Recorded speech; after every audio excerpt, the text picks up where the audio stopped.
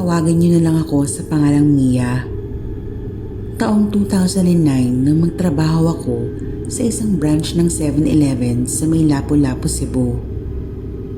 Working student ako noon, kaya lagi akong nai-schedule sa panggabi. Dalawa lang kaming naka-duty saka si Kuya Sonny, yung gwardiya ng store. Nagliligpit ako ng mga kalat na naiwan ng mga customer sa lamesa nang halos atakihin ako sa gulat nang iningod-ngod ng isang taong grasa ang kanyang mukha sa salamin. Napakunot pa ang aking noo saka nagpatuloy sa pagpupunas ng lamesa. Hindi pa siya nakontento at talagang pumasok pa sa loob. Napakalakas ng pagkakahila niya sa mabigat na pinto kaya masakit sa tenga yung kalembang ng wind chime. Alam niyo ba yung sinasabit sa pinto sa bandang itaas tapos tumutunog kapag may hangin? May ganoon kasi yung store namin. Painom naman ng tubig. Napaatras pa ako ng bahagya pero kinuha ko pa rin siya ng tubig galing doon sa Slurpee machine. Pagkaabot ko ay nagsalubong pa ang aking kilay dahil ipinatong nito ang nanlilimahid na sako sa kalilinis ko lang na lamesa. Pakialis naman yung sako mo, kalilinis ko lang dyan. Naiiritang wika ko. Hindi naman ito nagsalita saka lumabas ng store. Kumuha ko ulit ng basahan at lalong nainis nang makita ang bakas ng putik mula sa marumi nitong tsinelas. Mabuti na lang at gabi na. Wala lang masyadong tao kaya malilinis ko pa ito bago may dumating na customer. Nagdaan pa ang mga gabi ay madalas kong nakikita yung taong grasa sa labas ng 7-Eleven. Lagi rin itong pumapasok at humihingi ng tubig sa tuwing nauuhaw. O ayan, sa susunod kumato ka na lang sa bintana. Lalabas na lang ako o di kaya ipapabigay ko na lang kay Kuya Sonny yung tubig. Huwag ka nang pumasok dito. Bagamat naiinis ay mahinahon ko pa rin siyang kinausap. Isang gabi habang nag-i-inventory ako ay hindi ko narinig ang pagkatok sa may salamin ng taong grasa. Kaya naman wala itong nagawa kung hindi pumasok sa store.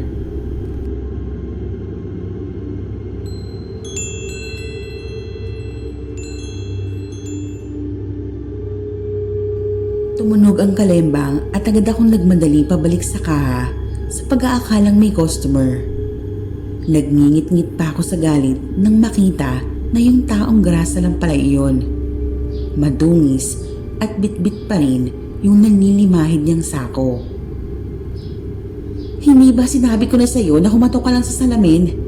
Munti ko bang mabasag yung ini-inventory ko sa pagmamadali? Sa aking pagbalik ay nabitawan ko ba ang baso ng tubig nang makita ang nanlilimahid na putik sa sahig.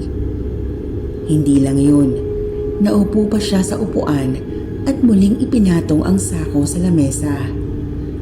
Kuya Sonny, paalisin mo nga to. Baka may makakita pang mga customer.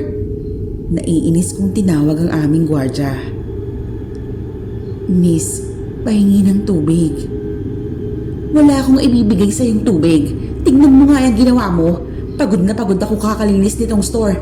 Tapos magdudumi ka lang. Hala, sige labas. Inalalaya naman ito ng gwardya palabas ng 7-Eleven. Hindi ko na ito tinignan pa dahil abala ako sa paglilinis ng duming iniwan ng taong grasa. Kinabukasan ay inihanda ko na ang aking sarili sa pangiinis na naman ng taong grasa. Medyo na-guilty ako sa pagsigaw at pagtulak ko sa kanya kagabi. Kaya naman kumuha ako ng kape at binayaran mula sa sarili kong bulsa. Ganitong oras ko madalas nakikita yung taong grasa dito sa store.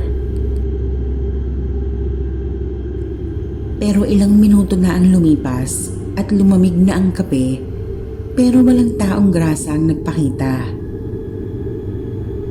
Nang hindi na ako makatiis, ay tinanong ko na si Kuya Sunny. Kuya, nasa na yung taong grasa? Parang hindi ko ata nakita yun ngayon. Ako nga rin eh, baka nagtampo. Sinigawan mo kasi kagabi. Biro ng gwardya. Ewan ko sa'yo, kuya. Kinabukasan ay ginulantang ako ng masamang balita galing kay Kuya Sunny. Kaya pala hindi namin nakikita yung taong grasa, ay inatake ito sa puso. Sa mismong gabi na nasigawan ko siya. Hindi ko mapigilang kainin ng konsensya ko. Kung nabigyan ko sana siya ng tubig at hindi sinigawan, baka buhay ba sana ito ngayon? Huwag ka nang malungkot, Mia. Wala naman tayong magagawa. Ganyan talaga ang buhay. Pangaalo lang kasama ko na si Limuel. Ilang araw pa ang lumipas ay unti-unting gumaan ang aking pakiramdam. Sabado ng gabi, habang nagbibilang ako ng pera sa kaha, ay muling tumunog yung wind chime.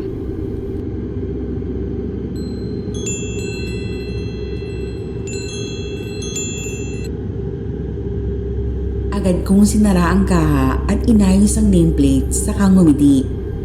Magandang gabi, welcome to 7. Hindi ko na naituloy ang aking sasabihin. Nilingali nga ako pa ang aking paningin sa paligid, pero walang tao. Nilapitan ko si Limuel na nag-aayos noon ng mga tinapay. Limuel, nasa na yung tao? Aling tao? Wala namang pumasok ah. Hindi ako pwedeng magkamali. Sa lakas ng pagkakabukas ng pinto at tunog ng wind chime, ay alam kong may taong pumasok. Sa totoo lang, ay pamilyar sa akin ang paraan ng pagkakabukas ng pinto. Huwag naman sana. Sa sumunod na gabi, habang walang customer, ay kinuha ko yung mop at nagsimulang linisan ng sahig. Pinunasan ko rin ang mga lamesa. Nang matapos sa aking ginagawa, ay nagpunta ako sa stockroom at isnauli yung mop saka hinugasan yung basahan. Pero laking gulat ko nang sa aking pagbalik ay madumi ang sahig at may bakas ng mga putik. Nanindig ang aking balahibo sa aking nasaksihan. Naalala ko yung taong grasa.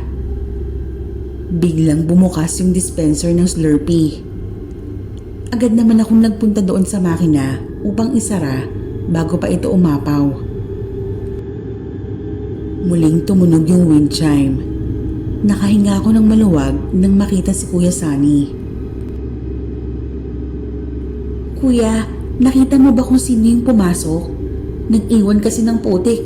Tignan mo dun oh.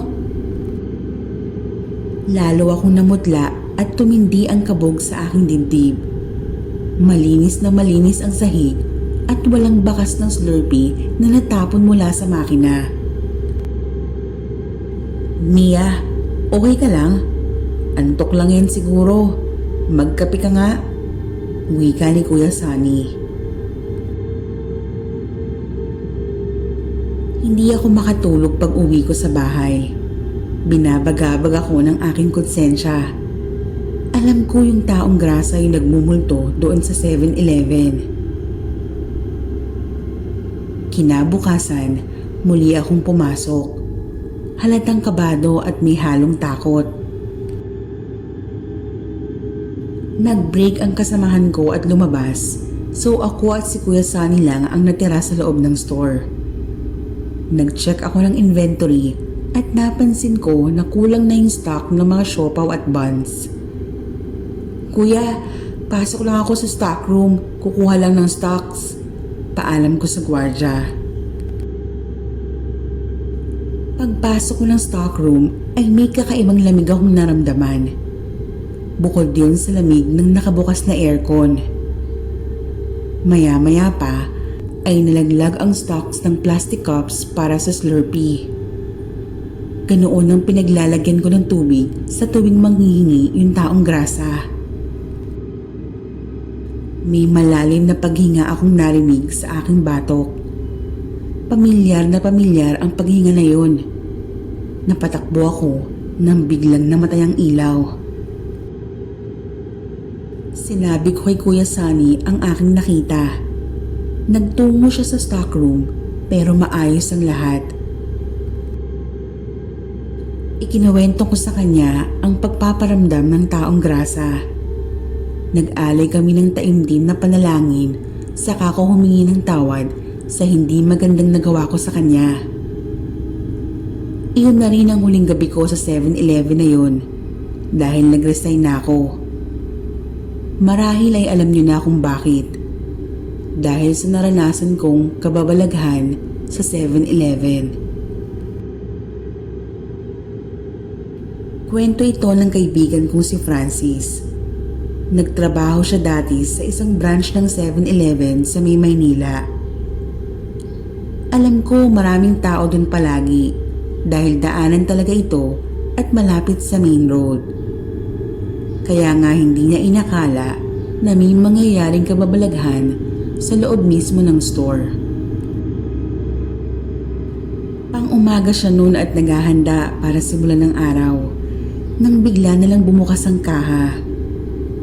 Bagamat nagtataka ay ipinagkibit balikat na lamang niya iyon. Hindi kasi siya naniniwala sa mga multo at sa mga bagay na paranormal. Lumipas sa mga oras ay unti-unting dumagsa ang mga customer. Pagdating ng tanghali ay kumuunti na ang dami ng tao. Pag ganoong patay na oras kasi ay kadalasang nasa trabaho o nasa eskwela ang mga ito. Sinamantala naman iyon ni Francis para mag-ayos ng mga stock sa estante. Sa kanyang pag-aayos ay nalaglag ang isang chichirya. Pinilit niya iyong abutin nang hindi tumatayo saka ibinalik sa estante. Maya-maya pa ay muli itong nahulog. Tumayo na si Francis saka muling pinulot ang chichirya saka binalik sa estante. Nang sunod-sunod na nalaglag ang ibang chichirya sa kabila. Huminga siya ng malalim.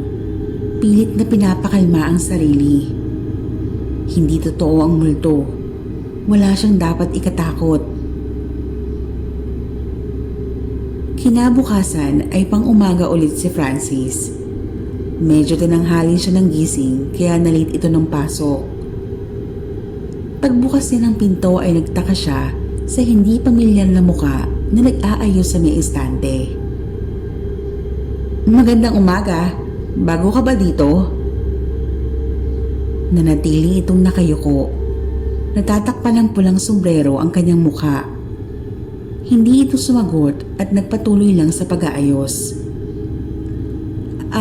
Hindi kasi ako na-inform na may bagong hire pala. Ako nga pala si Francis.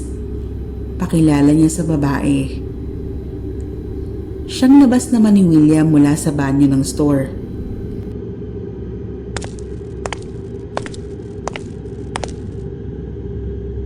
Pare, may bagong hire pala. Di mo man lang ako sinabihan. Napakamot naman ito sa ulo at nagtataka sa sinabi ni Francis. Pare, walang bago. Tayo ang magkasama sa duty. Ano ka ba? Ha?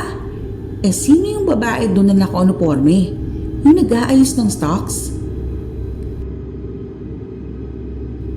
Parehas daw silang nakaramdam ng paninindig balahibo noong mga oras na yon. Dahil ang totoo ay wala namang babae o ibang crew sa loob maliban sa kanila. Pagtingin ni Francis ay wala na ang babae sa pwesto nito kanina. Nang kumonti na ang tao ay doon na nila napag-usapan ang mga kababalaghan sa 7-Eleven. Hindi lang pala siya ang nakakaranas ng pagmumulto. Ayon sa ibang mas matagal sa kanila, may isang babaeng crew na paboritong laging ayusin ang mga nasa estante. Lagi daw itong nagiging employee of the month dahil sa husay nitong magtrabaho. Kaya lang, naaksidente nang may nag-overtake na mabilis na kotse habang siya ay tumatawid. Siguro hindi nito matanggap ang maagang pagkamatay, kaya hanggang ngayon ay binibisita pa rin niya yung store. Ayaw na ayaw kong malalagay sa night shift. Kukunti ang tao kaya mas nakakabagot sa store. 3 taon na ako sa 7-Eleven sa Imus nang malipat sa ibang branch. At syempre, talagang inilagay ako sa night shift. Gusto ko mang magreklamo ay wala akong nagawa dahil bago lang ako doon. Malamang, kailangan kong makisama.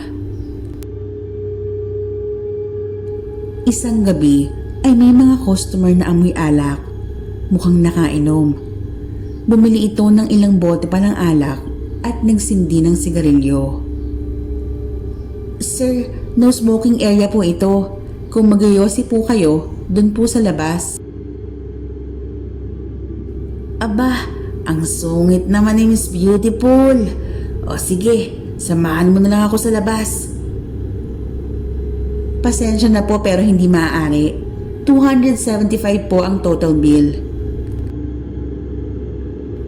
Pagkaabot ng pera ay hindi pa umalis ang mga ito. Tumambay pa sa loob at naupo. Nagkikwentuhan at nagtatawanan habang nakatingin sila sa akin. Hindi na maganda ang aking pakiramdam, kaya naman tinitignan ko si Kuya Guard. Makalipas ang ilang minuto ay lumapit sa akin yung isang lalaking nakaputing t-shirt. Hoy miss, anong pangalan mo? Type ka nung kasama ko. Susubukan ko sanang takpan yung nameplate ko pero napansin na ito ng lalaki. Teresa, bagay sa yung pangalan mo. Tunog babaeng Pilipina. Pero mas bagay kay ni Ricardo. Di ba mga kasama? Kinapitan kong mabuti ang aking telepono. Dahil 3 sila at nag-iisa lang ang gwardya, baka kailangan kong tumawag ng backup. Anong oras ba ang uwi mo ha, Teresa? Hindi naman ako umimik hanggang sa may pumila ng mga customer. Wala na rin nagawa ang 3 kaya lumabas na sila. Nakahinga naman ako ng maluwag at saglit na nawaglit sa aking isip ang tungkol sa mga iyon. Tapos na ang aking shift nang lapitan ako ng aming gwardya. Teresa, huwag ka munang lumabas. Andun pa yung sasakyan ng mga lalaki. Mukhang inaabangan ka nila. Nakakaramdam na ako ng antok pero mas gugustuhin ko na umuwi ng puyat pero ligtas. Hanggang may pumasok na mga pulis sa store at kinuha ko na yung pagkakataon upang makisabay sa kanila kahit hanggang sakayan lang. Kitang-kita ko pa ang pagkadismaya ng mga lalaki nang makitang sumakay ako kasama ng pulis. Agad nitong pinaharurot ang kanilang sasakyan. Pagkatapos nun ay kinausap ko yung manager at sinabi din ng gwardya ang nangyari. Nagpalipat ulit ako sa ibang store.